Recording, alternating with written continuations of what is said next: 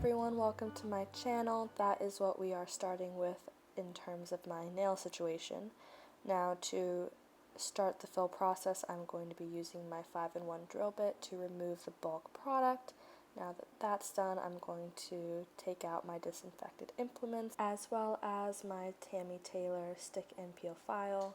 Now on to cuticle prep. To start, we're going to push back those cuticles and scrape up any dead skin left over. Then I'm going in with a medium-sized ball bit to lift the cuticle off my nail plate. After that, I'll use the sanding band to rough up the nail plate a little bit and then move on to my nippers to remove any excess cuticle. After filing, this is what they are looking like. Perfect base for my Structure Gel Mani application. I'm using Young Nails Protein Bond, Valentine Dehydrator, and Chiara Sky Builder Gel for this fill today. As you can see, I am floating the builder gel on top of my nail to create a lovely apex. And these are the colors that I'm going to be using. I'm applying them in nice even strokes over my nail to make sure I have the fullest coverage possible. My next step is going to be to use my airbrush.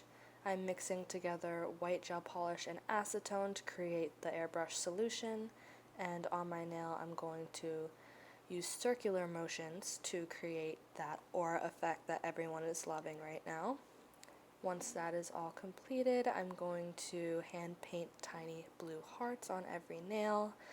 I think it came out super duper cute, and to finish off, I'm going to be using Young Nails Ultimate Shine Finish Gel as my top coat.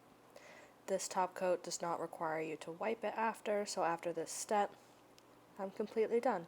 All I have to do is finish my other hand, which we all know is the hard part when doing your own nails.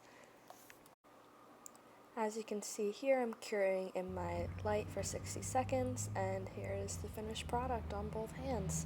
It's super cute, I absolutely love it, and it's perfect for Valentine's Day. I'm so